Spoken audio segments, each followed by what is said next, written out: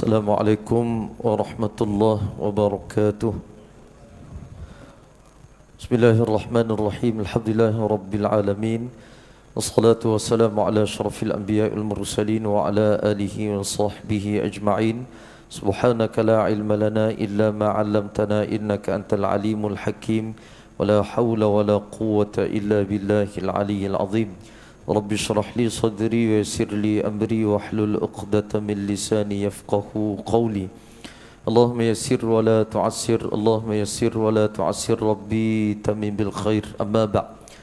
Alhamdulillah, tuan-tuan puan-puan yang dirahmati Allah sekalian, sama-sama kita panjatkan kesyukuran pada Allah Subhanahu wa taala kerana masih diizinkan oleh Allah Subhanahu wa taala pada malam ni untuk kita hadir ke rumah Allah Subhanahu wa taala. Mudah-mudahan kita semua dirahmati dan diberkati oleh Allah Subhanahu wa taala. Mungkin kita sebelum kita teruskan kita punya program pada malam ni, mungkin mohon jasa baik kot boleh ke sini sikit. Muslimat mungkin boleh ke depan sikit. Mungkin duduk sini sikit lah. Okey, muslimat boleh ke depan sikit, boleh rasa dekat lah sikit, tak ada rasa jauh sangat.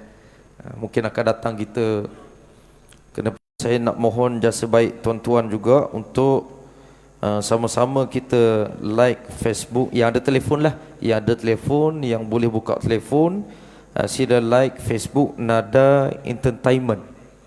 Nama Facebooknya Nada Entertainment. Kerana pada malam ni kita live Facebook.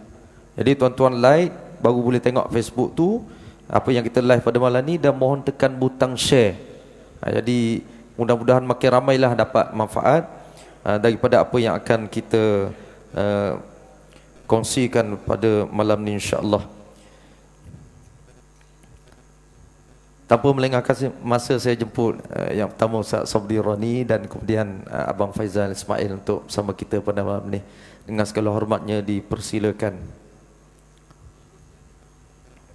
Sama-sama Ustaz. Sila bang. Sihat eh? Alhamdulillah.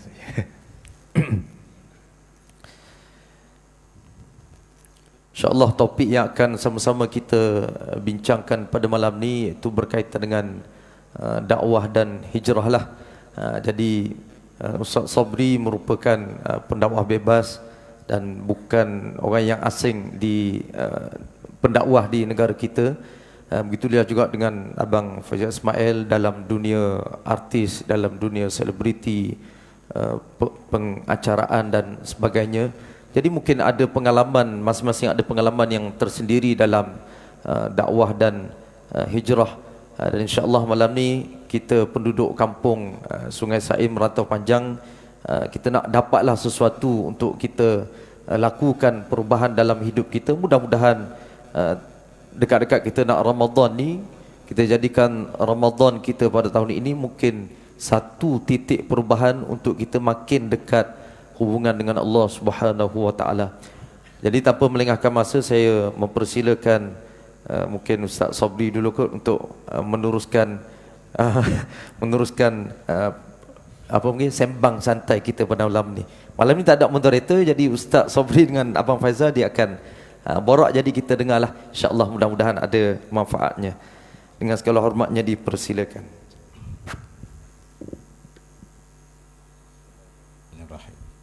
Assalamualaikum warahmatullahi wabarakatuh. Alhamdulillah. Alhamdulillahillazi hadana li hadza wa ma kunna linahtadiya laula an hadanallah. Asyhadu an la ilaha illallah wahdahu la syarikalah. Wa asyhadu anna Muhammadan abduhu wa rasuluhu wassalatu wassalamu ala nabiyya ba'da. Amma ba'd. Ustaz Basri yang dikasihi, Saudara Faizal, saya musafir dengan dia tuan-tuan ke Afrika, rombongan Islamic Relief buat bantuan kemanusiaan. Ni jumpa selepas beberapa tahun lah. Tapi jumpa dalam keadaan, dulu pun dia baik, tapi sekarang dia lagi baik, masya-Allah. Kepada pengurusi ahli-ahli jawatankuasa Surau Ikhwanul Muslimin, kepada tuan-tuan guru, sini juga ada beberapa orang sahabat saya, sahabat lama saya yang pernah jumpa. Kepada semua ayah-ayah dan ibu-ibu, saudara-saudari yang dikasihi, alhamdulillah, pertama sekali syukur kepada Allah Subhanahu Wa Taala. Allah panjangkan usia kita hingga sampai ke hujung Syaban. Mudah-mudahan sampailah kita kepada Ramadan. Rahmat Allah. Kita tulis kiri dan kanan ni, tuan-tuan dan puan, kita tengok ada kawan kita yang tahun lepas ada, tahun ni tak ada dah. Kita nak balik ke kampung pun ada wajah-wajah orang yang kita sayang dah tak ada lagi di kampung. Kadang-kadang tempat kita duduk ni lah jadi kampung kita balik. So apa pun kita syukur kepada Allah Subhanahu Wa Taala. Mudah-mudahan pertemuan perjumpaan ini bukan hanya untuk kita mendapat perkongsian daripada majlis ilmu yang kita adakan ini, tapi juga mudah-mudahan tererat hubungan silaturahim, ukhuwah Islamiah antara kita sesama kita. Dan itulah tujuan sebenar, tuan-tuan dan puan. Mudah-mudahan kita semua berada dalam naungan para malaikat yang menaungi Raudatul Jannah ni. Di permulaan ni, saya nak sebut satu perkara, tuan-tuan. Dakwah ni, ayat yang menceritakan tentang dakwah ini adalah kalau kita lihat dalam surah Ali Imran ayat 104. A'udzubillahi minasyaitonirrajim, wal takum minkum ummatun yad'una ilal khair wa ya'muruna bil ma'ruf wa yanhauna 'anil munkar wa ulaika humul muflihun. Hendaklah ada di kalangan kamu satu puak yang menyeru kepada kebaikan dan kebajikan, dan hujung minggu ramai. Setiap kali bila kita Islamkan orang, kita kena sebut kat dia satu perkara. Mulai sekarang anda hendaklah mengenal betul antara ajaran Islam dengan orang Islam. Sebab dia kecewa bila tengok orang macam kita, kerana kita tak ada contoh. Jadi kita nak kena cerita kat dia, kelas fardu ain kita buat tu menceritakan tentang Nabi Muhammad, orang yang paling agung akhlaknya. Supaya kalau dia tengok orang Islam yang menduka citakan dia, dia ingat aku nak ikut Nabi Muhammad. Kalau tidak, dia kecewa. Kita jangan kecil hati, tuan-tuan, lah hal macam ni. Sebab ni malam ni lah juga malam untuk kita menyuluh siapa diri kita. Kalau tidak, kekotoran tu terpalit dalam diri kita sampai hari kita mati. Kita juga nak jernihkan laluan hidup kita sebelum kita balik bertemu dengan Allah. Mudah-mudahan ada kebaikan yang boleh kita buat. Saya cerita, tuan-tuan, kan, macam ni. Kalau kita satu hari dijemput pergi ke satu majlis, satu orang kaya jemput kita makan, setiap orang tuan pergi ni, dia jamu satu dulang. So, dalam dulang tu ada 10 jenis lauk. Nasi pula, nasi beras tu beras basmati, tuan-puan, Faizah Mugul. Kira hebat, tuan-tuan, dia jamu kita ni makan. Tapi cara dia hidang makanan tu, kita lapar ni, cara dia hidang, dia tolak yang tuan-puan dulang tu ke kita, sampai kita kena tahan. Sampai kita kena tahan dulang tu. Saya tanya tuan-tuan, puan-puan, tolong jawab kat saya, tuan-tuan. Majlis ni kita tak usah buat lah, tuan-puan, macam dua hala. Tuan-tuan kan? Jadi tuan-tuan tengok kami dua orang nanti, tuan-tuan kata, bila lah mamak yang nak berhenti kan? Jadi macam tu, tuan-tuan. So macam ni, tuan-tuan. Saya nak tanya tuan-tuan, kalau orang hidang kat kita macam tu, kita lapar, tapi cara dihidangkan dengan tolak dulang tu, agak-agak kita ada selera ke tak ada selera nak makan, tuan-tuan? Itu maksudnya. Maksudnya bukan makanan tu tak sedap, tapi cara dia dihidangkan. Kita takut Islam tu begitulah. Islam itu indah, tapi cara ia dihidangkan menyebabkan orang tolak. Waktu orang tolak tu berdosa kita, kerana perangai kita. Sebab tu dakwah ni dia berkesan dua-dua, lisanul maqal bil hal. Dua-dua berkesan, cara menyampaikan dan cara kita berakhlak. Tapi yang makan dalam akhlaklah, sebab dia melekat. Apa kita cakap berlalu bagaikan angin, tapi apa kita buat melekat betul kat diri dia. Maka sebab itu dia kena dipersembahkan dengan cara yang sangat indah. Walaupun ketegasan ada di situ, kita nak supaya hak Allah itu ditinggikan, tapi cara kita sampaikan hendaklah benar-benar memberikan kesan kepada orang yang kita seru. Soal dia tolak, soal lain, tapi cara kita sampai pun dia terima. Sebab maksud kafir ni, kalau kita kata orang kafir ni engkar. Apa dia engkar? Dia tahu, tapi dia sengaja memilih tolak. Tubak dia lah dengan Allah. Tapi kita nak kena cari jalan bagaimana Islam tu dapat disampaikan dengan baik. Boleh, tuan-tuan, setakat ni Pak, saya nak dengar tuan-tuan kongsi ni. Saya dulu pun tak puas jalan dengan dia, tuan-tuan. Dia banyak cerita, tuan-tuan. So kita kita berikan ruang pada Abang Faizal, Cik Faizal kita tuan-puan untuk menyatakan di sini beberapa perkara tentang laluan hidupnya. Sebab dia juga melalui proses dakwah diri dia, hijrahnya. Mudah-mudahan memberi kesan juga pada diri kita bersama. Silakan. Tak apa, sambil-sambil adjust tu. Alhamdulillah. Allahumma salli ala sayyidina Muhammad wa ala ali sayyidina Muhammad. Nahmaduhu wa nasta'inuhu wa nastaghfiruhu wa na'udzu billahi min syururi anfusina wa min sayyiati a'malina wa may yahdihillahu fala mudilla lahu wa may yudlilhu fala hadiya lahu. Asyhadu an la ilaha dan yang saya kasih Ustaz Sobri tadi, seperti yang beliau maklumkan tadi, ya, kami bermusafir pada tahun 2018. Masya Allah, berapa tahun dah tu? 5 tahun dah, Ustaz, di Malawi, Afrika. Diberi peluang juga oleh Allah SWT untuk menyantuni umat dekat sana. Dalam masa yang sama, Malawi ni dia bukannya 100% Islam, ya, tapi kita menyantuni melalui pekerti Islamic Relief yang bagi peluang untuk kami kumpulkan dana, kemudian nak buat bantuan air dekat sana. Sebab sana masalah dia air, subhanallah, kan, sampai masih lagi nak kena buat pump tu, kan, boring nama dia, sampai kena korek kat bawah tu, kan. Tapi peluang Allah SWT bagi bertemu dengan Ustaz, pasti ada hikmahnya, Ustaz, Dan selepas 5 tahun kami bertemu semula di sini. Alhamdulillah, masa tu saya tak terbayang pun, kan, saya akan bersama dengan Ustaz dekat surau di Rantau Panjang, kan, sedangkan jauh di Malawi kita bertemu semula di Rantau Panjang. Dan di Malawi juga kami banyak bercerita. Ustaz banyak bagi tarbiyah dekat saya, banyak kepada kumpulan Islamic Relief itu sendiri. Alhamdulillah, banyak sangat ilmu yang Ustaz kongsikan. Orang Malawi pun baik-baik belakang, ya, sama ada yang Muslim ataupun bukan Muslim. Mereka meraihkan, tambah-tambah saya, katanya lebih kurang macam depa di muka.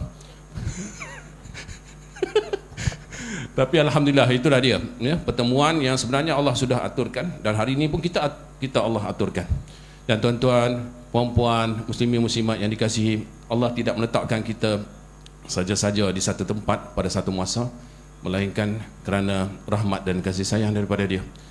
Dia pilih kita untuk bersama-sama pada malam ini, ya. Saya pun tak tahu, saya ni tak ada ilmu sangat, Ustaz banyak ilmu, ya, tapi selalu orang panggil saya untuk berkongsi cerita, mengambil ibrah sedikit sebanyak. Jadi mungkinlah, insya-Allah tuan-tuan, saya ni mungkin akan cerita, ya, pasal diri saya, ya, pasal penghijrahan sedikit sebanyak. Dan dalam masa yang sama, perkongsian saya ini tidak ada maksud lain melainkan hanya dengan tujuan dakwah semata-mata, untuk mengajak kita semua ni, tak kisahlah siapa pun kita, sama ada kita ni ahli masjid, ya, ataupun baru sekali datang masjid, jarang-jarang sekali datang ke surau ni, ataupun memang selalu tak hadir, tapi kita selalu memerlukan pengisian sebegini, Ustaz, ya, untuk mengingatkan. Sebab ahli ibadah tu pun, ya, kalau tidak dia buat dakwah pun kadang-kadang, kan, syaitan boleh kacau. Aku ni ibadah dah kuat dah, ni kuat dah. Jadi bila kita tak buat dakwah, dia akan rasa macam, aku ni lagi baik daripada orang lain. Jadi kita kena hati-hati dengan bisikan syaitan ni, ya, dia bahaya. So saya pun atas maksud ini, tak kisah sekarang siapa panggil sekalipun. Sebab tu saya Alhamdulillah tak pernah sampai ni Rantau Panjang. Dulu lalu je lah, kan, lalu saja. Tapi untuk ada singgah dekat surau ke masjid ke, Allahu Akbar, ini semua ketentuan Allah SWT. Duk ada dekat surau ni, subhanallah. Semalam bukan apa, semalam saya ada di Merbuk, Kedah, dekat masjid yang viral, Masjid Bushra tu, masjid yang ustaz tu dia suka lari tu. Semalam sama dengan dengan Radio Zayan. Saya bertugas sekarang ni di Radio Zayan, Alhamdulillah, ya, boleh dengar pukul 6 hingga 10 pagi bersama Mawi dan juga Anas. Jadi semuanya yang saya buat sekarang ni memang dalam rangka dakwah, insya-Allah, ya. Tuan-tuan kena doakan. Saya tak nak ubah niat tu. Ya, dulu saya kerja juga radio, tapi niat lain. Niat dia lain. Macam mana niat boleh lain tu? Allahu Akbar. Ini semua kita ni, senang cerita, kita ni terkesan dengan suasana di mana kita berada, ya. Saya masa itu ada dalam suasana yang masuk radio, saya hanya target apa tahu? Okey, aku dulu masa mula-mula masuk saya radio era permulaannya tahun 1999. Oh, lama dah tu. Masa tu saya adalah anggota skuad era yang pertama. Kan? Dengan Kiran orang sini. Kan? Orang Kapar. Jadi kami dekat situ buat lintasan. Call ke studio, kata kami ada di sekian-sekian berdekatan dengan pasti rantau panjang contohlah. Jadi orang pun datang untuk ambil hadiah. Itulah permulaan. Ya, bagi hadiah. Tanya soalan, frekuensi era berapa, bagi hadiah. Mungkin belum sedar lagi kehadiran saya sampailah saya berhijrah. Hijrah lah, tapi hijrah tu hijrah dalam fasa yang sama lah. Hiburan juga, kan? Ke Hot FM pada tahun 2005. Setelah 7 tahun di era berkhidmat 2005 ke Hot FM, barulah selepas itu dengan adanya segmen-segmen panggilan hangit, maka ramailah orang yang yang terkena. Terkena pagi-pagi dengar dengan saya dengan Farah Fauzana. Dan saya berada di Hot FM sehingga tahun 2014. Kemudian saya pun mengambil langkah untuk keluar tu pun saya masih lagi macam apa sebenarnya saya cari pun saya tak tahu. Saya masih lagi dalam fasa hiburan. Dan perlu saya beritahu dekat sini, bukanlah saya ni menyalahkan hiburan, Ustaz. Tidak, nanti takut salah faham pula. Ya, cuma kita ni, hati kita ni senang terkesan dengan suasana di mana kita berada. Dan di dalam dunia hiburan itu sendiri sebenarnya dia berkait rapat dengan glamour, berkait rapat dengan populariti. Jadi apa yang saya lakukan masa itu memang memburu. Satunya memburu nama. Kadang-kadang kita ni bukannya nak masuk dalam tu nak cari nama ke apa ke, tapi bila stesen tu sendiri nak kejar, contohlah nak kejar rating. Sekarang ni zaman berlumba-lumba. Radio swasta dia berlumba-lumba lah. Aku nak jadi nombor 1, aku nak jadi pendengar yang paling banyak sekali untuk dengarkan stesen ni. Maka yang terlibat semua adalah DJ-DJ. Maka kami pun bekerja buat posting, buat ini macam-macam kandungan konten apa semua, semata-mata untuk mencapai matlamat itu.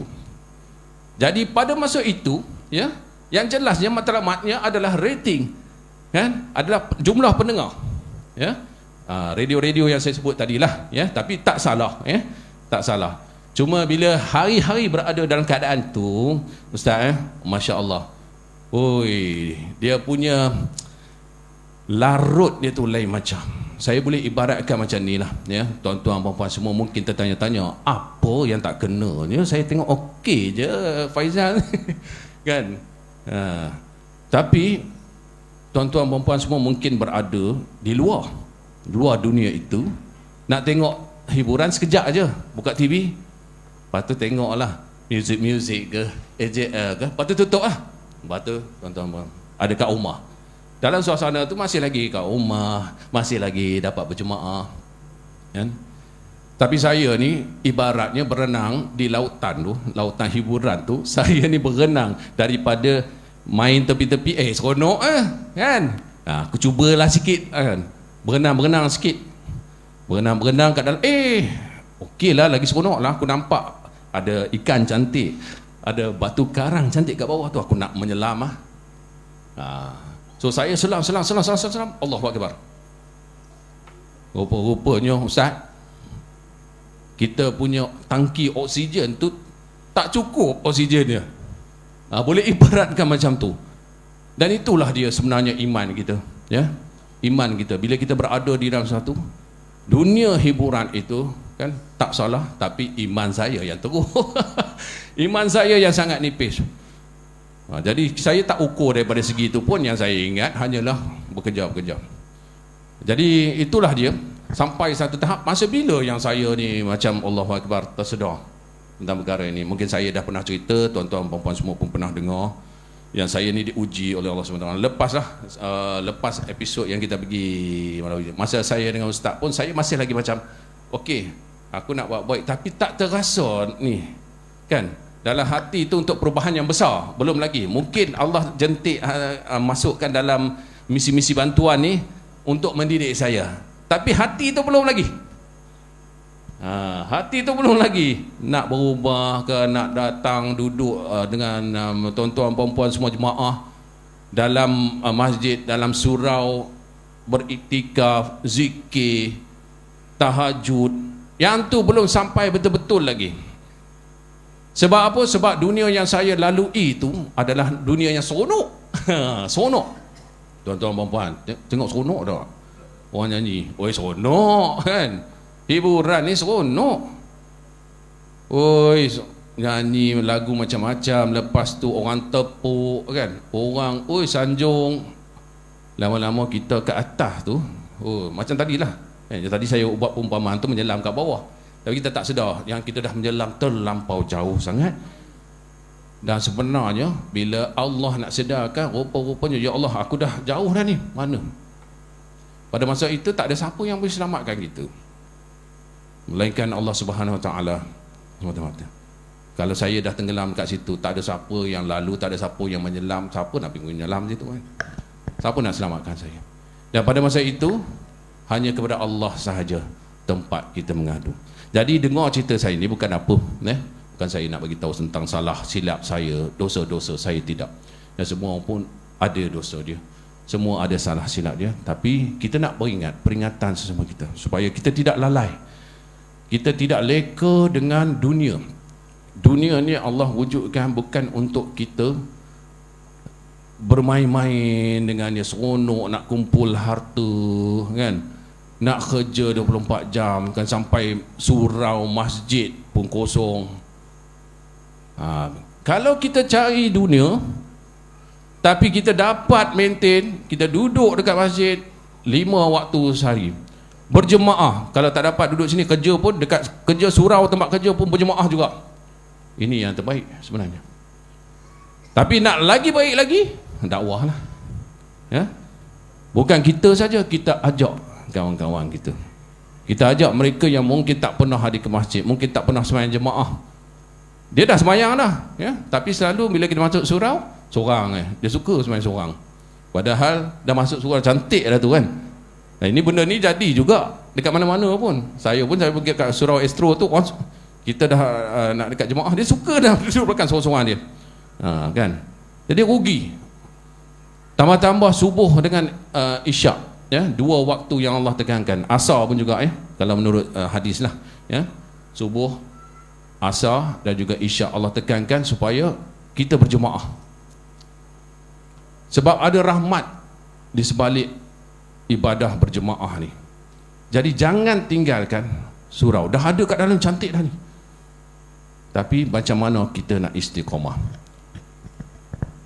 Jadi kena berdakwah, kena sampaikan pesan-pesan yang baik kepada semua. Jadi kenapa saya kat sini juga saya nak sampaikan pesan saya ya. Dalam masa yang sama, saya bukannya nak ubah tuan-tuan puan-puan semua. Macam Ustaz kata tadi, yang nak tukar seseorang itu bukan kita. Kita cuma sampaikan saja ya, sampaikan saja ilmu, sampaikan saja pesanan-pesanan yang baik, supaya dalam masa yang sama Allah akan memperbaiki diri kita juga. Jadi saya tengah ambil peluang sekarang ni dengan apa yang Allah bagi, jemputan-jemputan sana sini semua ni, dengan harapan supaya saya tidak lagi berada dalam kelalaian. Sebab tu surah Wal Asr sangat penting Ustaz ya. Wal Asr sangat penting.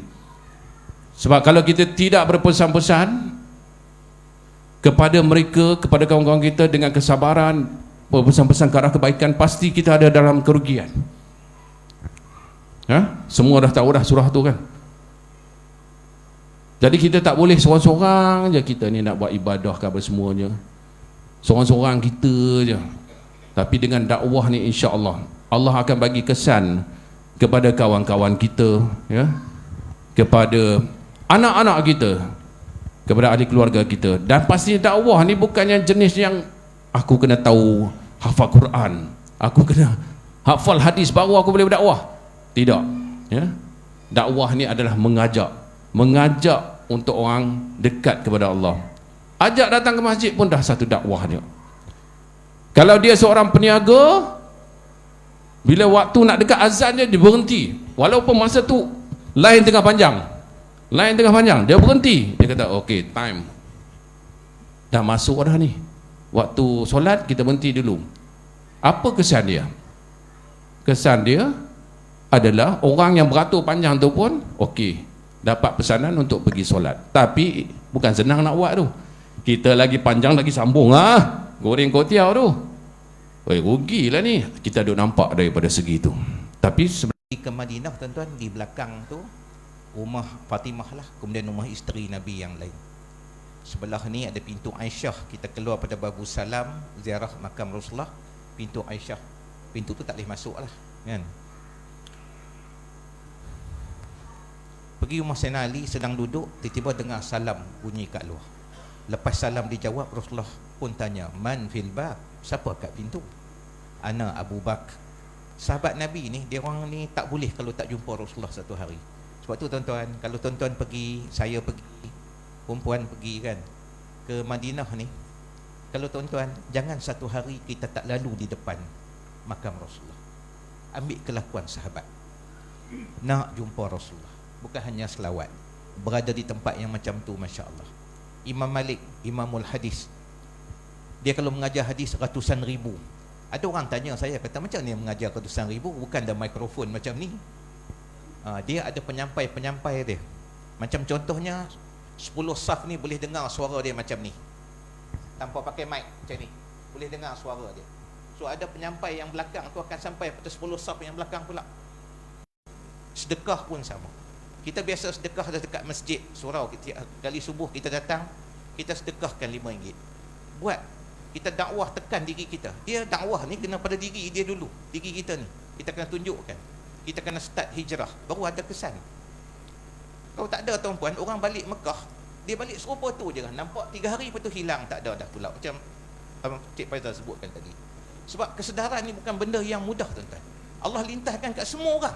Semua orang. Lepas tu kita tengok ada orang tiba-tiba kita tengok dia hadir ke masjid, hebat dia, solatnya, baca Qurannya, lepas 3 bulan hilang. Sebab kesedaran ni mesti dilapis dengan ilmu. Ilmu tu akan kuatkan kita, dia tambah kefahaman kita. Kesedarannya akan berlalu, dia singgah sekejap je. Tanda Allah sayang kat kita. Sebab apa? Mungkin berkat doa tok kita dulu. Dia minta, Rabbi habli minas salihin, jadikanlah keturunanku keturunan yang soleh. Jatuh kat ayah kita sikit, jatuh kat kita banyak. Macam itulah. Atas kita lah nak didik pula generasi akan datang menjadi lebih baik dari kita. Kalau kita dakwah dengan baik tuan-puan, bermula dalam rumah kita tuan-puan, kita jadi orang bagus. Macam Cik Faizal kata tadi, kita tak dapat nak buat jemaah di surau masjid, pastikan kalau buat di rumah kita buat jemaah. Tapi kita kena bagus tuan-tuan. Itu saya kata Rasulullah ni dia hebat. Dia sampai rumah Sayyidina Ali, sedang duduk, Abu Bakar bagi salam. Sayyidina Ali tengok muka Rasulullah, Rasulullah izinkan. Sebab Sayyidina Ali takut Rasulullah nak sembang dengan keluarga. Tiba-tiba datang orang lain.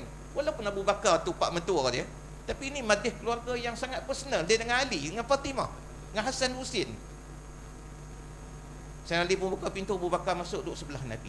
Tak lama lepas tu dengar orang bagi salam kat dia. Lepas jawab salam, Rasulullah tanya, man fil bab? Ana Umar, seorang lagi pak mentua Nabi. Ni orang hebat tuan-tuan. Orang hebat ni. Hebat sungguh. Abu Bakar tu sampai Rasulullah kata apa? Jika aku diizinkan mengambil kekasih di kalangan manusia, nescaya akan kupilih Abu Bakar sebagai kekasihku. Tapi para Nabi dilarang mengambil makhluk sebagai kekasihnya. Hebatnya Abu Bakar. Umar sebaik-baik sahabat, berapa banyak Al-Quran tuan-puan mengesahkan apa yang Umar sebut sebelum Al-Quran tu turun mengiyakan apa yang Umar sebutkan. Hebat dia. Tapi tak lama lepas tu ni kisah hebat ni. Bunyi orang bagi salam kat luar. Bila salam dijawab, Rasulullah tanya, man fil bab? Osman. Bila sebut Osman, Rasulullah bangun berdiri. Tak herankah dua-dua orang sahabat tadi? Sayyidina Ali perhatikan betul hal ini. Dia tuan rumah. Maksudnya apa? Kenapa Rasulullah tak bangun waktu Abu Bakar datang? Kenapa Rasulullah tak bangun waktu Umar datang? Sedangkan ini orang hebat di sisi Allah ni. Tapi Osman, Rasulullah bangun. Tapi sahabat Nabi tak macam kita tuan-tuan. Dia orang ni bila tengok je benda lebih kepada orang lain, ya Allah, apakah lebihnya Osman di sisi Allah? Hati dia orang ni bersih. Kalau kena kita tengok macam tu dimuliakan, kita ni suka pergi yang Allah tuan-tuan, hati ni koyak-koyak, parah. Osman pun datang, terpaksalah Abu Bakar gesak sikit ruang bagi Osman duduk. Sebab tengok dah Rasulullah diri hormat dia. Mereka ni dah macam tu dah. Terus gesak bagi laluan. Dan Allah takdirkan Osman minta izin balik dulu. Kemudian Rasulullah berkata, tentu kamu bertanya, kenapa aku berlaku demikian pada Osman tetapi tidak pada kamu? Sebab kata Rasulullah, sebaik je Osman memberi salam dan masuk, semua malaikat yang berada dalam majlis ni semuanya berdiri. Masya Allah. Maka aku berdiri kerana menghormati para malaikat. Kenapa tuan-tuan? Ini kata Rasulullah tidak pernah mengosmankan Ali, tak pernah Abu Bakarkan Umar. Sebab setiap orang ada kelebihan sisi Allah. Kita tangguh kejap lagi baru kita dengar cerita ni. Oh tuan-tuan, sakit tu. Kita habiskan sikit boleh tuan-tuan? Kenapa tuan-tuan? Sebab kata Rasulullah, Osman sejak dia masuk Islam, dia tidak pernah melihat aurat wanita ajnabi. Hebat tuan-tuan. Dia khalifah, takkan tak ada wanita yang mari jumpa dia? Ada? Takkan dia tak tengok? Tengok. Cuma dia tak macam kita. Tengok. Kita ni lain. Nak cerita kita, nak tengok the most beautiful recitation of Al-Quran, kita surf internet, nak tengok pembaca Quran siapa yang paling baik. Kita pun tekan lah, lepas kita type, dia keluarlah pembaca Quran daripada zaman Syekh Mahmud Khalil Qushairi. Kalau orang besar-besar mati, kita dengar Quran dia lah, suara dia lah. Syekh Abdul Basit yang pitching paling tinggi, nafas paling panjang kan. Kemudian kepada imam-imam Masjidil Haram lah, keluar senarai. Kita nak tengok Fatihah, nak ikut Fatihah, kita akan tengok viewer mana paling ramai. Kita nak azan dulu ke? Ha? Jalan. Bila kita tengok viewer, tengok Syekh Mishari contohnya, 7 juta orang tengok Fatihah dia. So kita klik kat situ lah. Sebaik je kita klik kat situ. Kalau kita tak berhati-hati, seperti mana Cik Faizal kata, kita akan naik turun. Kita tak tahu dah.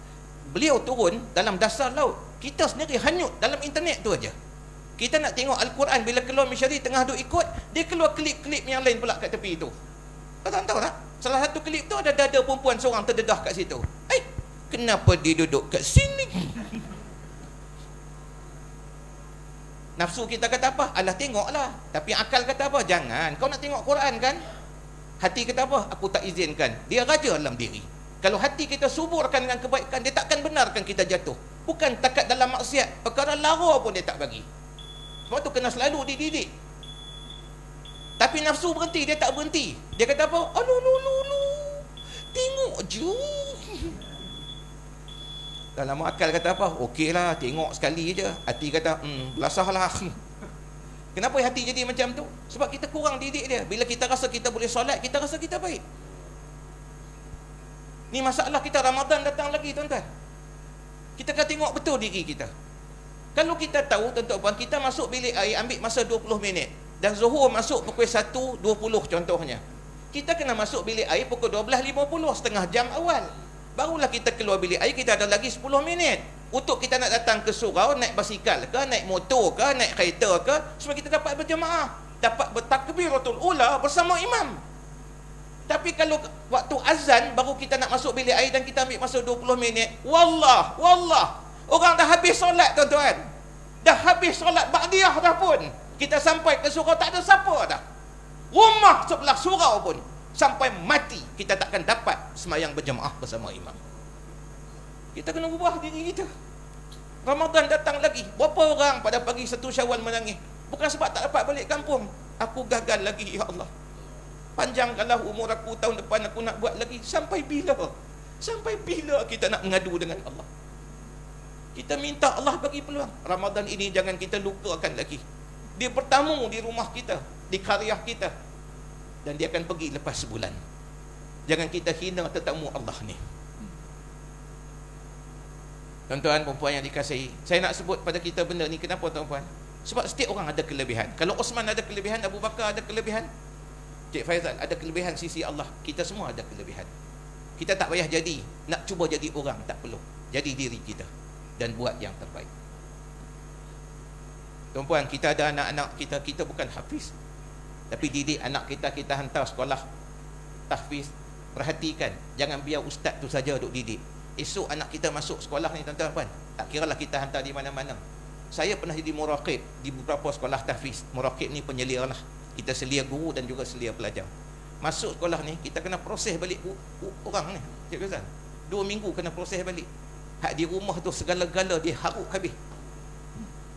Dia lupa habis banyak benda. Solat jemaah nak kena proses balik. Sebab tu kita kata kita hantar sekolah tahfiz, kita nak anak kita jadi Imam Syafi'i. Kalau kita tak laluan Imam Syafi'i, macam mana anak kita jadi Imam Syafi'i? Maksudnya amal Islam tu kat rumah kita kena buat. Kita kena sediakan tempat solat lebih awal. Kita kena siap dulu. Kita suka duduk. Bila masuk waktu solat, dengar aja azan, Allahu Akbar, Allahu Akbar. Pekak ke? Otak kat mana? Lutut. Tu apa? Nyanyi. Azan. Pergi ambil wuduk. Dia pergi ambil wuduk, tapi dalam hati dia, kenapa aku, ayah? Tuan faham maksud saya? Dakwah bilhal ni berkesan. Cuba kita siap dulu. Kalau kita kata kita tak dapat nak sembahyang di masjid dan suruh balik agak lewat waktu petang, pesan ke isteri kita, yang tunggu abang solat jemaah. Siap dulu tempat tu apa, kita balik kita siap dulu. Bila anak tengok kita siap dulu, pasti dia akan siap dulu. Dakwah paling berkesan bilhal. Isteri kita tuan-puan, dia letak botol air ni dalam peti ais. Bila kosong botol tu, kita minum. Apa kebanyakan perempuan, apa kebanyakan suami kita buat dengan botol kosong hak elok kita letak peti ais tu? Dia letak balik dalam peti ais tu kan. Kenapa nak letak balik? Nak bagi sejuk botol kosong tu, angah dia. Maksudnya kalau suami yang soleh, ni ada anak-anak semua duk tengok ni. Cuba dia pergi isi balik botol tu bagi penuh. Bila dia isi botol bagi penuh, anak-anak dia tengok. Sayangnya ayah dekat umi dia. Nescaya bila botol kosong dia akan isi. Dakwah dia begitu. Dia berjalan sekali. Mulut kita dengan sikap kita. Walk the talk, orang putih kata.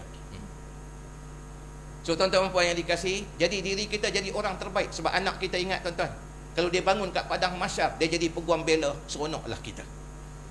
Dia bela kita sehabis-habis. Suruh masuk syurga dalam hadis yang panjang menceritakan, tak nak. Tanya, mana mak? Mana ayah? Dan Allah takdirkan mak duduk dalam neraka sekian kerana dosanya. Ayah duduk kat neraka sekian kerana dosanya. Dia kata, manakan aku bahagia di syurga sedang mak dan ayah berada dalam neraka. Malaikat tak boleh nak buat apa. Dan Allah jadikan kisah nak tunjuk betapa hebatnya bila kita dapat melahirkan orang yang bagus. Bila kita bagus, lahirkan orang yang bagus. Allah minta malaikat seru mak dia dalam neraka sekian, dikeluarkan, dibersihkan mak dia. Seru ayah dia pada neraka sekian, dikeluar dan dibersihkan ayah dia. Tangan kanan pegang tangan mak dia, tangan kiri pegang tangan ayah dia. Dengan penuh bangga dia bawa mak dan ayah dia ke syurga. Tapi kalau anak kita bangun jadi pendakwa raya, binasa kita. Kalau dia jadi peguam bela, bahagia kita. Sebab kita biarkan dia. Kita nak ke syurga, bawa pahala menggunung tingginya, tertiarap kita tuan-tuan. Bila hal yang patut kita selesaikan di rumah kita tidak kita baiki. Sebab tu Allah kata apa? Qu anfusakum wa ahlikum nar. Pelihara diri kamu, ahli keluarga kamu daripada neraka. Tanggungjawab yang wajib. Anak tu bukan hanya anugerah, tapi dia amanah. Sebaik-baik tempat kita nak mulakan dakwah dalam rumah kita. Saya sebelum saya serah pada Cik Faizal dengan tuan-puan, saya nak petik satu kata-kata daripada satu tulisan daripada Syekh Muhammad Al-Ghazali dalam kitabnya Akhlak Muslim. Tuan-tuan tengok, cuba perhatikan ni. Ni dakwah yang hebat ni. Dia kata apa? Rumah tangga kamu orang Islam mukmin, hendaklah dalamnya suci, luarnya bersih. Itu rumah tangga orang mukmin. Dia akan jadi dakwah yang sangat berkesan pada siapa saja yang tengok. Dalam rumah suci. Suci maksudnya apa? Ni bilik air. Kita langkah keluar pada bilik air, kita nak solat dekat tempat manalah rumah kita, kita boleh solat sebab sucinya. Berarti kita tahu bab taharah lah. Dan kita tahu cara nak bersihkan najis. Kita kena selesaikan ni sebelum masuk Ramadan ni tuan-tuan. Sebab najis ni benda besar. Kalau kita tak selesaikan, buat umrah tak sah, buat haji tak sah. Bayangkan. Najis ni benda besar. So kena belajar betul-betul bab ni tuan-puan. Tengok ada tutorial tuan-puan dekat YouTube, boleh kita belajar cara mudah je. Nak bersihkan najis ikut kaedah kita mazhab Syafi'i. Dalam rumah suci. Macam mana nak jadi macam ni? Dia panggil derhaka dalam taat. Dalam nak ambil wuduk, taat ni, nak pergi solat tuan-puan, buka paip, mercik najis. Najis ni ada dua. Satu aini yang nampak, yang boleh rasa, yang bau. Satu lagi hukmi, ada tapi tak nampak. Itu kita takut ni. Anak kita masuk dalam bilik air, dia takut nak kencing dekat mangkuk tandas sebab kita duk hidang kat dia cerita hantu banyak sangat. Dia takut ada tangan mai tarik dia masuk dalam lubang tandas. Akhir dia buat apa? Dia pancut betul-betul atas lantai. Dan kencing itu pula tak nampak dan tak ada bau. Kita buka paip air nak ambil wuduk, mercik habis najis tu. bawa keluar daripada bilik air, habis najis pula satu rumah. Kita duk heran, mari surau boleh semayang fardu, semayang sunat, boleh baca Quran, duduk di rumah tak boleh. Tak boleh macam mana? Rumah kita dah najis. Setengah orang belajar, bila belajar dia buat apa? Keluar bilik air pun dia pasang satu lagi selipar. Dia pakai selipar tu sampai tempat nak solat, bentang sejadah, dia langkah pada selipar, pijak atas sejadah. Bersihlah. Selesailah. Tapi rumah najis tak? Rumah najis. Masalah bila rumah najis, malaikat rahmat tak masuk. Malaikat rahmat bukan dia tak masuk rumah, ada anjing, ada babi, surah, patung, termasuklah rumah yang ada najis. Tak tenang, salah sikit nak pelempang. Isteri masak tawa sikit, hampas pintu. Pergi duduk kedai mamak, lagi bahagia tengok mamak selang kain tu jatuh peluh atas roti canai daripada duduk di rumah. Najis. Tuan-puan, bersihkan rumah kita sebelum Ramadan datang. Ni, climate ni tak menentu ni. Kalau kita tak bersih dengan elok, kita cuci kapet sendiri, tuan-puan, hancur. Sampai petang hujan turun, kapet tu bau lagi teruk pada getah skerap tu, pada cekam. Pergi hantar cuci, dah bersih rumah kita. Ni cara dia. Imam Muhammad Al-Ghazali dia kata apa? Sucikan. Cara nak suci, kalau rumah kita ada 3 bilik air, letak selipar kat 3 bilik air. Dan pesan kat siapa saja masuk, walaupun nak gosok gigi, pakai selipar. InsyaAllah rumah kita bersih. Kecil kita rasa besar. Makan lauk ikan kering kita rasa tenang. Boleh untuk apa? Dan nak sebut dakwah ni apa dia? Dia kata apa? Luar rumah kamu bersih. Bersih maksudnya apa? Kalau calik kat cermin tu tak boleh tulis I love you mama. Bersih. Berabuk sangat. Tak, ustaz saya saja biar, senang nak tayamum. Tayamum mangah engkau. Tak payah. Bersihkan. Rumah tangga orang Islam, kalau orang tanya, beri, rumah hang kat mana? Aku tak pernah pergi. Saya kata kat dia, senang aja. Hang nampak petrol station yang belah kanan tu? Hang lalu je tepi tu, masuk. Lepas petrol station tu. Rumah hang, simpang pertama. Simpang pertama hang masuk tu, terus pergi. Rumah aku senang aja. Yang pintu pagar tak ada sebelah, yang pagar dia sengit tu, yang tercabut dah cermin tingkat rumah tu, rumah aku. Gila ke? Kalau orang bukan Islam lalu depan rumah kita, dia kata ke anak dia, nak, kalau kamu nak tahu beza rumah kita dengan rumah orang Islam, rumah mereka bersih, dapat pahala sisi Allah, kerana menaikkan nama agama.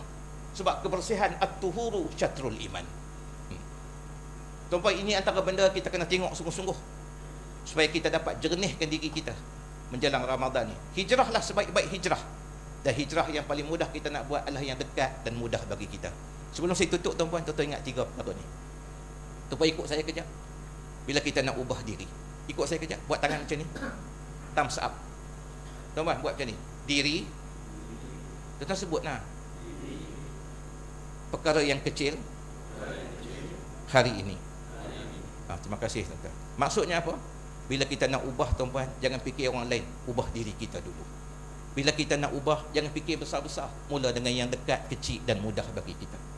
Kalau bulan Ramadan, tuan-puan, kita bagi infak pun dah besar dah, tapi kita peruntukkan juga. Nak masuk Ramadan ni, peruntukkan, tuan-puan, selalu duk bagi RM5 tabung masjid. Ramadan nak bagi RM10. Prepare dah RM300. Tak usah sayang, tuan-puan. Rokok boleh hisap sampai RM600. Orang minum kopi. Cuba bayangkan. Tak sebutlah nama je, nama apa, kita tak mau elan kat sini. Secawan kopi RM10 ke RM15, tuan-puan. Tuan bayang tak, ada orang habis RM15, satu hari dia minum 2 kali, RM30. Kali dengan 30 tak 900, tuan-tuan. Kopi je. Takkanlah tak boleh bagi untuk masjid. Rokok, tuan-puan, tak sah lah. Saya pergi buat, tuan-puan, nak cerita ni, dekat penjara Kajang. Buat forum dengan Ustaz Haslin Bollywood, Profesor Madaya Ridwanti. Dia jadi moderator. Waktu rehat tu, Ridwanti cerita, dia kata apa? Dia kata, ustaz nak dengar tak satu cerita pada pak saudara saya. Waktu tu dia kafir lagi. Dia bela babi. Tanah 3 ekar luas. Buat kandang untuk 1/2 ekar aja. Jadi ada 2,5 ekar lagi tanah kosong. Buat apa? Tanam sayur. Masalah tanam sayur. Babi terlepas seekor 2 ekor satu malam. Habis kebun ni 2,5 ekar. Masalah babi tak macam kambing. Kambing ni bila dia makan pucuk. Dia makan daun. Dia keluar tunas baru. Babi dia pergi rodok kat pangkal tu. Sebab dia tak boleh angkat kepala dia. Pasal apa dia tak boleh angkat kepala dia?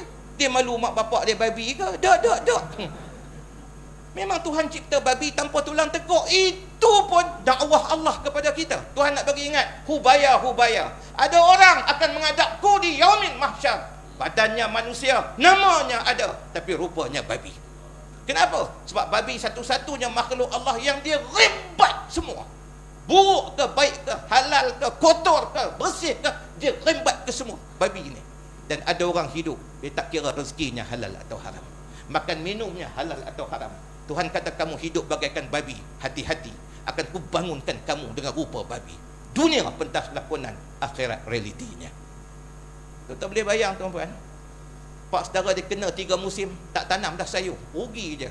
Duit untung babi pergi dekat sayur. Lama kawan dia kata apa? Boleh tanam, jangan tanam sayur, tanam tembakau. Rupanya sungguh, tembakau kamu buat rokok, tanam tembakau tuan-tuan. Seekor babi pun tak masuk. Terlepas 10 ekor babi duduk macam ni je tepi kebun sayur. Membahayakan kesihatan. Babi pun faham. Wallahu a'lam. Saya berhenti kejap kat sini. Sila Pak. Masya Allah. Terima kasih Ustaz yang mulia. Masya Allah. Apa yang Ustaz share tadi ya adalah satu peringatan yang sangat jelas lah. Pesanan-pesanan ya daripada ilmu. Dan itulah saya teringat ya bila Ustaz kata dunia ni pentas lakonan ya, betul, sandiwara ya. Di akhirat tu nanti barulah realiti yang akan kita saksikan. InsyaAllah saya akan sambung sikit je lagi ya. Ni nak untuk isyak dah dah masuk dah pun kan, dah masuk. Baik sikit je minta izin lah Ustaz ya. Dan mungkin kejap lagi Ustaz akan buat kesimpulan sikit, tutup dengan doa kan insyaAllah. Sebab kita tak ada moderator. Moderator tak ada ni. Saya pun ya, kita pun bebas lah, kita bantai dah. Bila Ustaz kata dunia ni pentas lakonan akhirat reality, saya teringat dulu saya pernah buat host Akademi Fantasia. Akademi Fantasia realitinya di sini. Tu dia. Saya pernah host dengan Zizan 2 musim. Dia punya itulah dia kan, Akademi Fantasia, realitinya di sini. Padahal semuanya fantasi belaka. Realiti tak ada pun kat sini. Semuanya pentas lakonan. Itu nak bagi tahu yang sebenarnya tak ada apa yang kekal, tak ada apa yang betul dekat dunia ni, melainkan hanyalah Allah datangkan kepada kita asbab-asbab untuk kita, sama ada untuk melakukan kebaikan ataupun kemungkaran. Itu saja. Kalau kita dapat semaikan apa yang kita dapatkan ini sebagai benih untuk kita bawa ke akhirat nanti, alhamdulillah. Itu yang kita nak ajak ni. Sebab tadi Ustaz kata ya, orang sekarang ni tak kisah halal haram, tak kisah. Dan sekarang ni makin jelas. Kita dah tengok dah putih-putih yang wujud sekarang ni. Mentega terbang, kita tak payah cakap lah ya, apa kandungan dalam tu. Ada orang yang membela perkara tu, kata benda ni tak ada masalah pun, hanya lakonan saja. Tapi kalau ikut hukum dah habis dah tu, akidah dah terjejas lah. Sebab apa? Membenarkan yang berlakon tu pula orang Islam, bukannya ni kan. Dia bersekongkol lah. Tapi apa lagi kita nak buat sekarang ni? Adakah kita nak biar perkara ni? Tak apa lakonan. Kita tak apa lakonan, maknanya anak-anak kita nanti macam mana ni? Kita biar tak ada ni. Sebab tu apa yang Ustaz Sobri kata tadi, dalam rumah tu sangat penting. Suasana dalam rumah tu kalau tak cukup sekarang ni, kita hanya okey, kita nampak, kita balik rumah kita fikir rumah kita ni apa sebenarnya, anak-anak kita tengah tengok apa sebenarnya. Banyak sangat saluran sekarang ni. Adakah rumah kita ni satunya panggung wayang kan? Ataupun rumah kita ni makan macam-macam kan, menu hari-hari. Adakah rumah kita ni sekadar restoran? Allahu Akbar. Ataupun rumah kita ni selesa tidur sedapnya sampai tak nak bangun tahajud, sampai tak nak bangun subuh. Adakah rumah kita ni sekadar hotel? So 3 benda ni kita renung. Adakah rumah kita panggung wayang? Adakah sekadar restoran? Ataupun adakah sekadar hotel? Itu je rumah, maksud rumah kita. Sebaliknya kita kena bawakan budaya masjid, budaya madrasah ni untuk dimasukkan ke dalam rumah.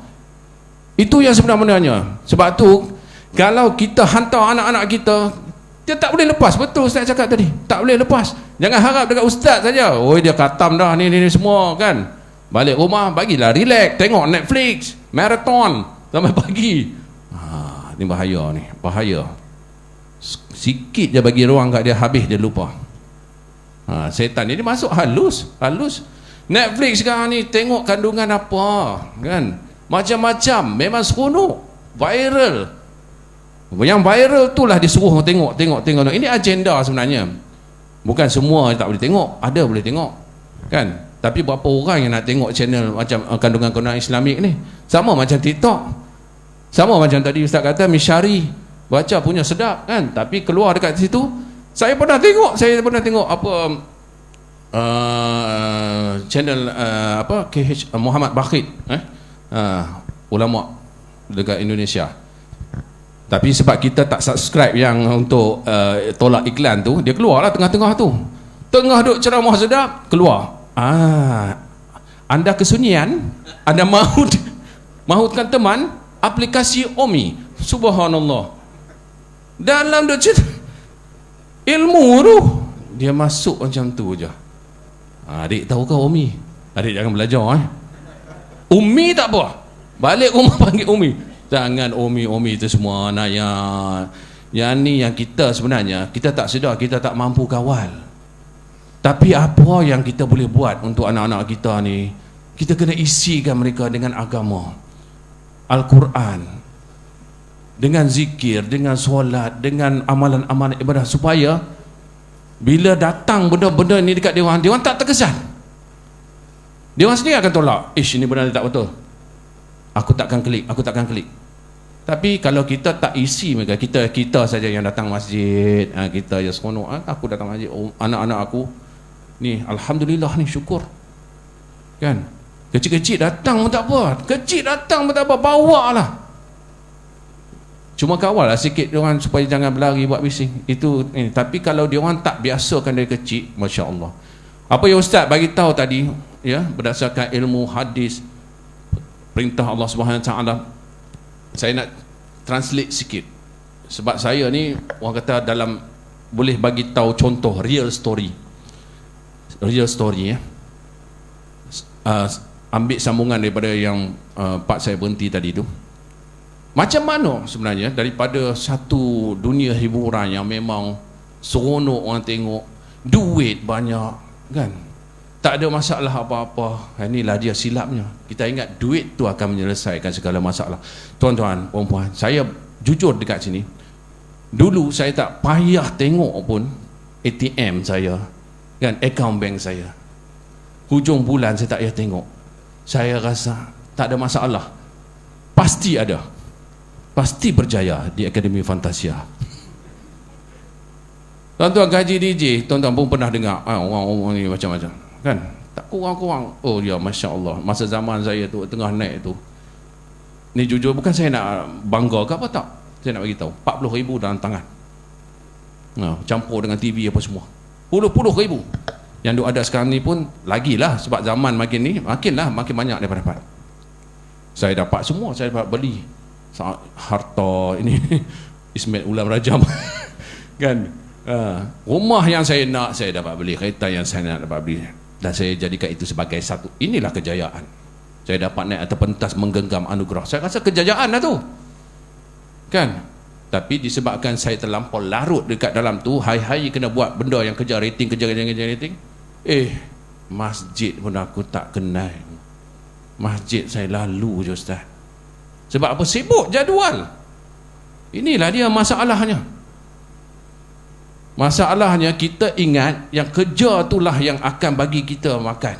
Kalau kita tak pi kerja tu, kan, kita takkan makan. Anak-anak kita nak makan apa? Ini kita punya pemikiran. Sedangkan yang bagi kita makan tu Allah SWT. Kita sanggup ni tak datang masjid, kita sanggup ni lewatkan solat kita, sedangkan itu adalah perintah Allah. Apa saya tak boleh tidur tu berminggu-minggu, makan sampai berbulan-bulan. Ustaz tak boleh tidur, subhanallah. Orang kaitkan dengan macam-macam lah, sihir lah, apalah semua. Saya masa tu, Allahu Akbar, saya hanya duduk atas katil. Ni masa PKP ni baru lagi, tahun 2020. Hanya duduk atas katil, duduk merenung, apa jadi kat aku? Apa jadi kat aku ni? Kenapa aku tak boleh tidur? Saya cuba lelap mata, tak boleh tidur. 10 minit pun tak sampai, tiba-tiba terjaga balik, Ustaz. Sekarang kenapa jadi macam ni? pergi kat doktor, dah lepas minggu, doktor, apa masalah saya ni? Ni real story. Apa masalah saya? Doktor check. Oh, tak ada masalah. Check semua jantung, tak ada masalah. Tapi saya rasa tak sedap hati lah doktor. Kan?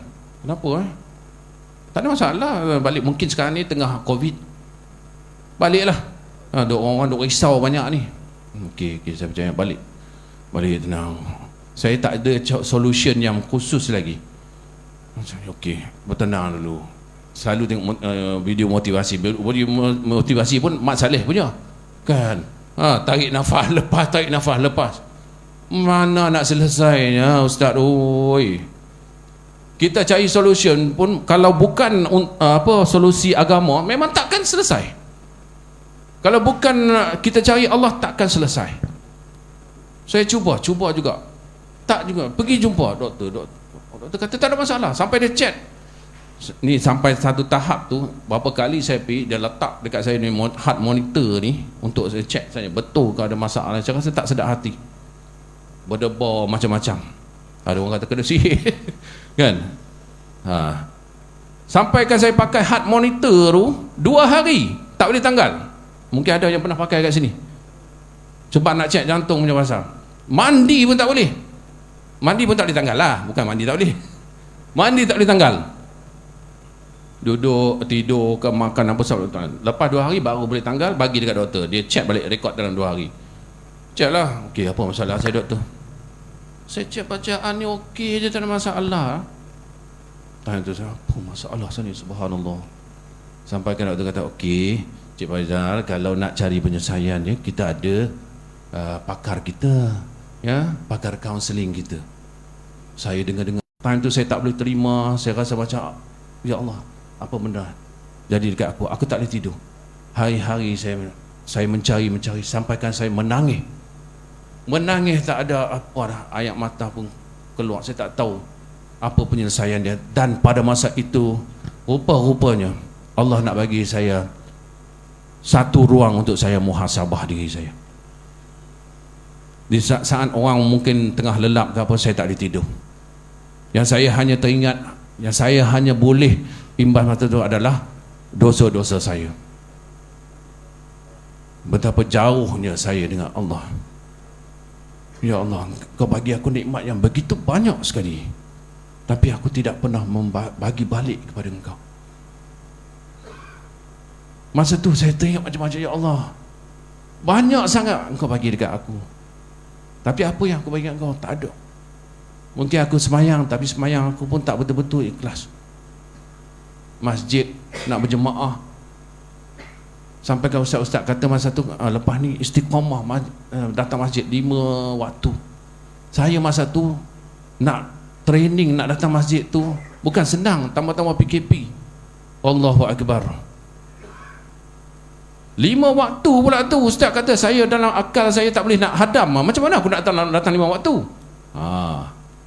Sebenarnya tak ada masalah pun, tuan-tuan. Ni saya nak cerita ni, ambil masa sikit. Saya terima pesanan, ya, suruh bangun tahajud. Saya macam, ya Allah, macam mana aku nak bangun tahajud? Saya masa tu ni, sedangkan subuh aku pun terkejut, macam mana aku nak tahajud? Kan? Ya Allah, bagi aku ruang, ya Allah, bagi aku jalan keluar, ya Allah. Saya sampai menangis, hari-hari susah hati. Saya macam rasa macam saya ni adalah pendosa paling teruk sekali masa tu. Sampai saya rasa macam tak ada jalan keluar. Ya Allah, bagi aku jalan keluar. Masa tu saya hanya boleh paksa, masa tu tahap paksa diri saya untuk buka Quran. Buka Quran, satu-satu ayat tu datang dekat saya. Macam, ya Allah, dulu aku baca ayat ni, ayat yang simple aja, yang selalu kita dengar, tapi kenapa dulu aku tak rasa? Time ni baca yang macam alhaakumut takatsur hatta zurtumul maqabir. Masa tu, ya Allah, inilah aku. Kamu semua akan dilalaikan dengan segala perhiasan di atas dunia ni. Sampai bila? Sampai kamu masuk kubur. Kalla sawfa ta'lamun, thumma kalla sawfa ta'lamun. 2 kali Allah ingat, jangan sesekali begitu. Lagi sekali, jangan sesekali begitu. Semua kala sawfa ta'lamun. Kala la ta'lamun ilmal yaqin la tarawunnal jahim. Kelak kamu akan dapat tengok dengan penglihatan yang yakin. Maksud bila dekat akhirat lah kita baru tengok neraka jahim tu macam mana. Sekarang masa tu lah, ya Allah, apa aku buat atas dunia ni? Aku habiskan masa aku ya hanya untuk mengejar, mengumpul harta, kerja saja. Saham untuk akhirat tak ada langsung. Time tu, ya Allah, saya rasa macam, ya Allah, aku kena buat something untuk diri aku. Tuan-tuan, desakan yang sangat kuat datang masa tu untuk saya tinggalkan apa yang melalaikan. Saya rasa apa yang saya buat selama ni melalaikan saya tu. Ya Allah, aku dah jauh daripada Engkau. Ya Allah, aku nak Engkau pulihkan aku semula. Aku nak tinggalkan apa yang aku lalai, melalaikan aku daripada aku menjalani perintah Engkau. Masa itulah saya ditakdirkan oleh Allah SWT untuk bertemu dengan Ustaz Khandai kan, Ustaz Khandai, untuk bawa saya bersama-sama dengan jemaah. Masa itulah saya rasa macam, ya Allah, inilah dia benda yang aku hilang selama ni. Aku tidak berjemaah, aku tidak berzikir, aku tidak baca Quran, aku tidak mengambil teladan daripada kisah-kisah Nabi dan para sahabat. Aku tidak betul-betul dekat dengan Engkau, ya Allah. Jadi masa itulah saya betul-betul nak hijrah. Saya kata dekat isteri saya, kita hijrah. Tapi nak hijrah ni bukan senang, Ustaz. Bukan senang, dia perlukan pengorbanan yang sangat besar. Tapi bila ada ustaz bagi tahu saya tentang hadis Nabi yang kata, kalau kamu tinggalkan sesuatu kerana Allah, betul Ustaz, kerana takutkan Allah, maka Allah akan gantikan dengan sesuatu yang lebih baik. Masa tu saya tak ada nak buat apa lagi, tuan-tuan dan puan. Saya tak tahu nak buat apa dalam hidup saya. Macam kosong je kat depan ni. Saya tak tahu plan apa. Tapi saya hanya serahkan dekat Allah.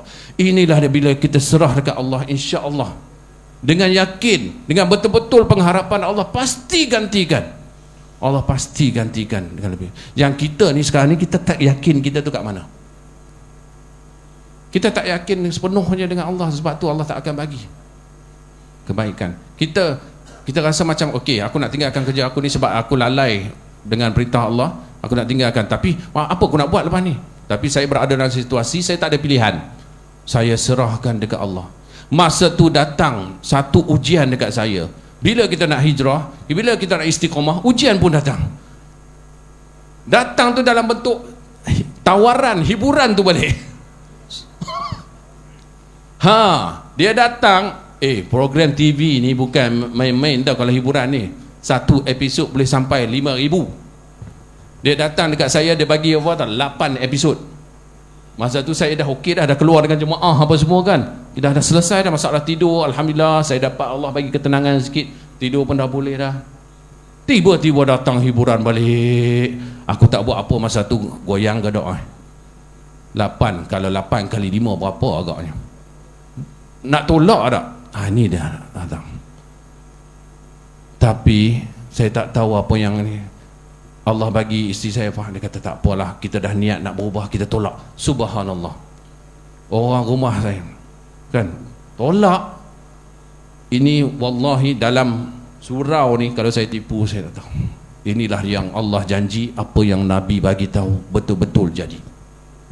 Lepas 3 minggu saya tolak rancangan hiburan,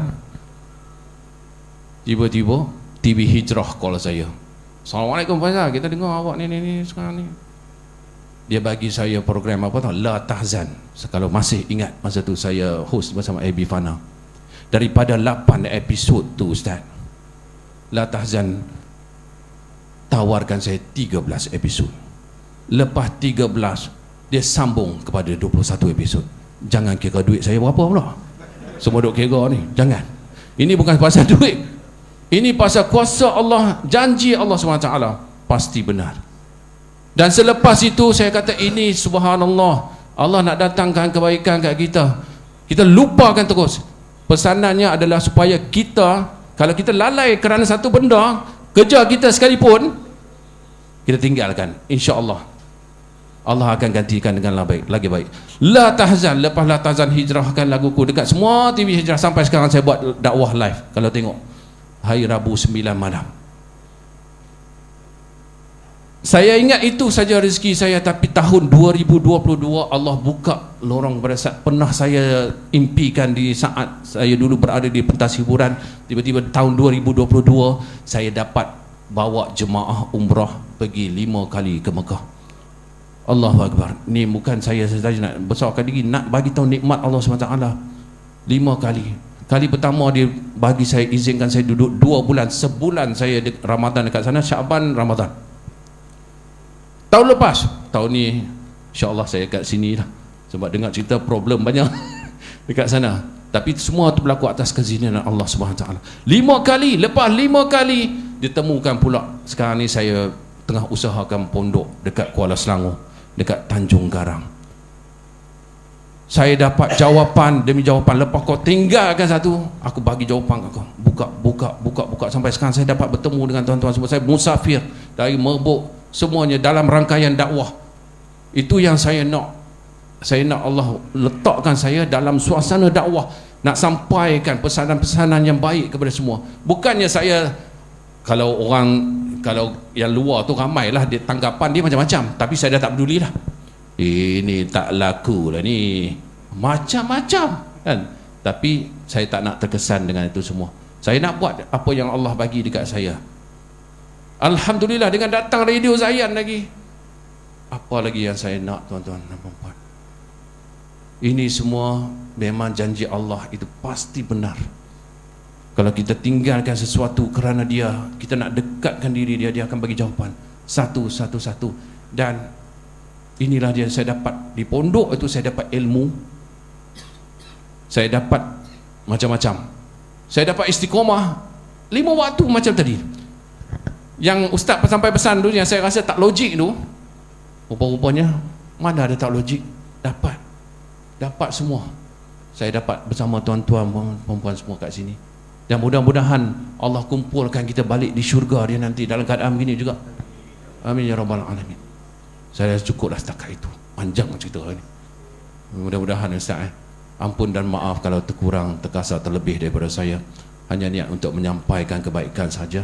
Mudah-mudahan ya Allah ampunkan dosa-dosa kita, dan kita dapat mengimarahkan bukan setakat masjid, surau, rumah kita, dapat kita madrasahkan rumah kita supaya anak-anak cucu-cucu kita semua akan menjadi peguam bela kepada kita di akhirat kelak, insya-Allah. Amin ya rabbal alamin. Silakan ustaz. Okey, alhamdulillah, terima kasih banyak. Terima kasih banyak. Masya Allah, rahmat Allah ni tuan-puan pergi pada siapa saja. Kalau setiap orang datang ke depan ni cerita, kita ada kisah kita, macam mana kita boleh datang dan istiqamah di masjid ni. Lebih-lebih orang-orang lama tuan-puan ni, ada kisah mereka. Kita lalu dah jatuh bangun dalam hidup ni, nak jumpa satu titik di mana Allah bagi kemuliaan pada kita. Pegang sungguh-sungguh, jangan kita lepaskan. Sebab syaitan mengintai ke kita kat sebelah kiri kanan kita. Jadi doa ajak kita patah balik sampailah nyawa kita akan berakhir. Mudah-mudahan berakhir dengan kebaikan. Kata Nabi SAW, orang tu kalau dia suka buat baik, nanti Allah bagi kat dia anugerah, dipanggil asalan ataupun asalah.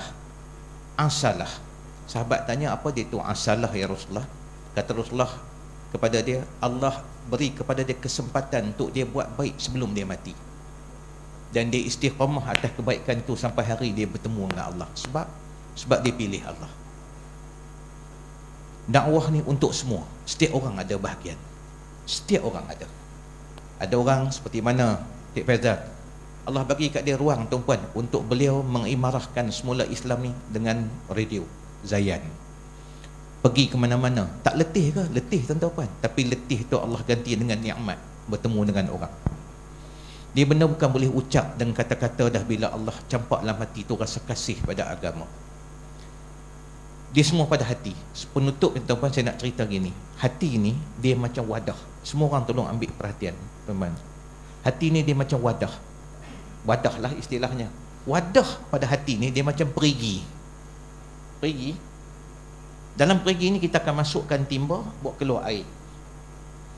Hati ni raja, dia perigi tu. So bila timba masuk dalam perigi, dia buat keluar. Bila dia buat keluar sampah sarap tu bukan datang pada timba, datang pada perigi, itulah timba tu dapat. Timbul masuk dalam pergi, dia buat keluar air keruh tu datang daripada pergi sebab timbul tu kosong. Tuan faham kisah ni? Semua ni rakyat, ni hati, raja dalam diri.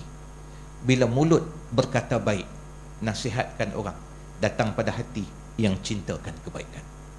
Bila mulut berkata kotor, cakap sikit je double meaning. Ada orang macam tu. Tanda apa? Tanda hati cintakan kekotoran. Dia bukan datang pada mulut. Bila tangan suka forward kat orang benda-benda baik, berita-berita baik, maklumat yang elok, tanda hati dia dorong tangan tu berlaku demikian.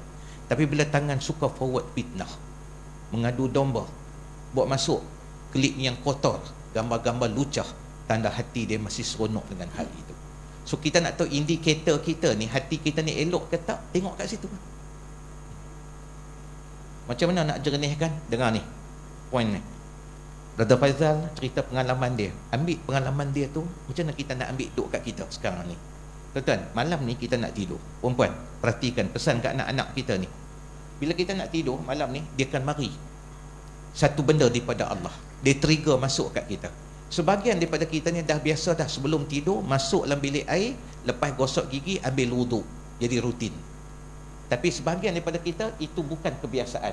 Bila bukan kebiasaan, kadang-kadang dah keluar baru teringat. Dengar ni. Kita keluar pada bilik air, dah lap dah badan, tiba-tiba keluar, teringat. Allah, terlupa wuduk. Siapa datangkan rasa tu? Allah. Siapa datangkan rasa tu, tuan-tuan puan? Allah. Tak ada syaitannya. Setiap benda baik mulai sekarang kita kena ingat. Cara kita nak kenal diri kita, hati kita, datang pada Allah. So bila datang kepada Allah, maksudnya apa? Allah nak kita tidur malam tu dengan bersih badan kita. Allah nak selamatkan jika ada seseorang yang nak niat untuk buruk dan hina, jatuhkan kita dengan sihir, Allah akan pelihara kita. Atau kalau kita mati pada malam tu, kita mati dalam bersih hati kita.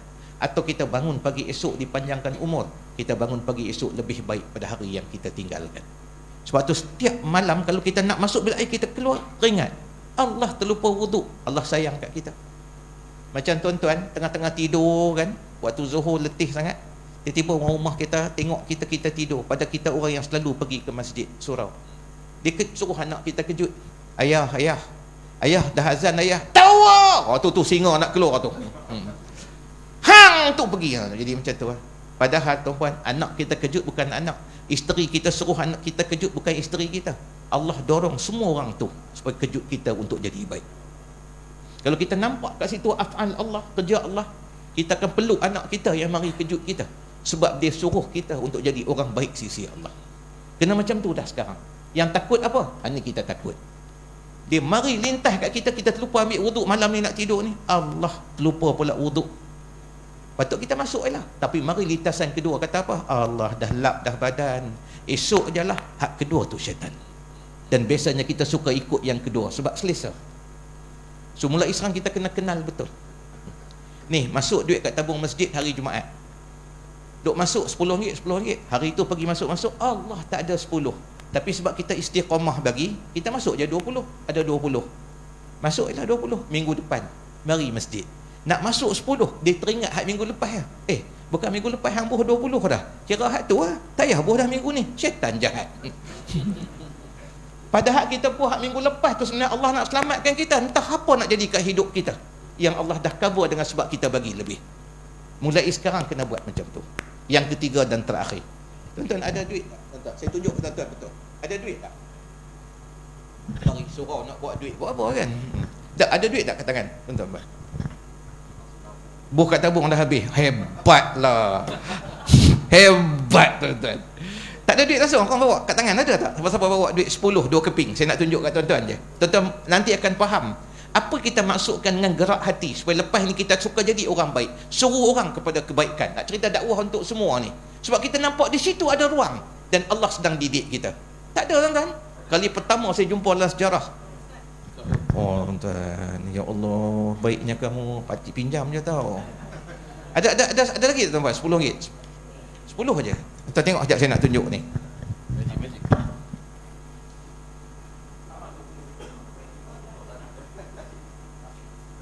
Tengok ni.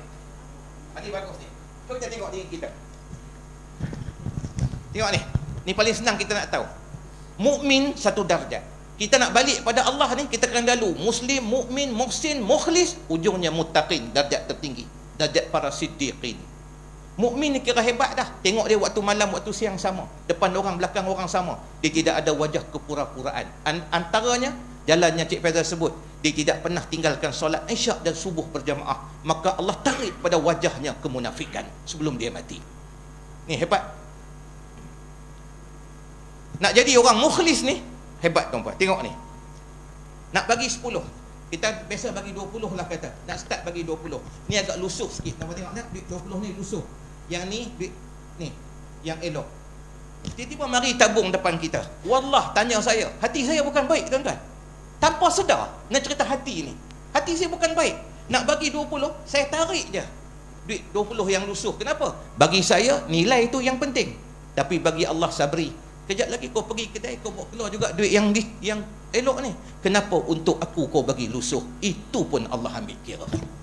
Masya Allah. So mulai sekarang bukan soal banyak atau sikit, tapi bila nak bagi, bagi dengan cara terbaik. Boleh faham ya tuan-tuan? Bagi tuan-tuan. Kita bukan tak baca tuan-puan dalam sejarah, tapi mari pada kita jadi macam ni.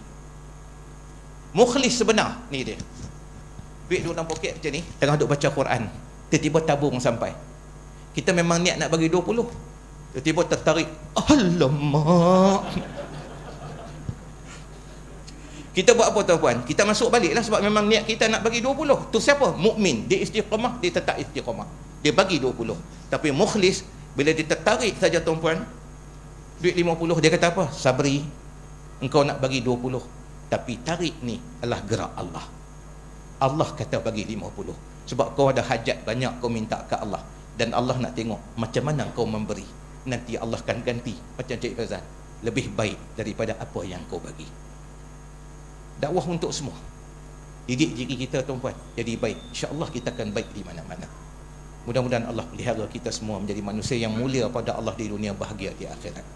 Beri pada kita keluarga yang bahagia, suami yang baik, isteri yang setia, beroleh anak-anak yang berbakti kepada kita dan mentaati Allah. Allah kurnia pada kita tuan-puan ahli qaryah yang suka memakmurkan rumah Allah. Mudah-mudahan tuan-puan kita jadi orang yang Allah bagi kesihatan pada lahir dan batin, pada badan dan akal, untuk agama, dunia dan akhirat. Mudah-mudahan Allah selamatkan kita semua dan umat Islam daripada bencana fitnah yang menggila hari ini. Khususnya selamatkan kita semua daripada fitnah neraka, fitnah kubur, fitnah semasa kita hidup dan lepas mati. Andainya nama kita disebut lepas kita mati, yang disebut hanyalah kebaikan dan kebaikan yang kita lakukan. Dan Allah selamatkan kita semua daripada bencana, bahaya, kejahatan, dajjal, laknatullah. Wassallallahu ala sayyidina Muhammad wa ala alihi wa sahbihi ajma'in walhamdulillahi rabbil alamin. Saya serahkan majlis kembali kepada Ustaz Basra.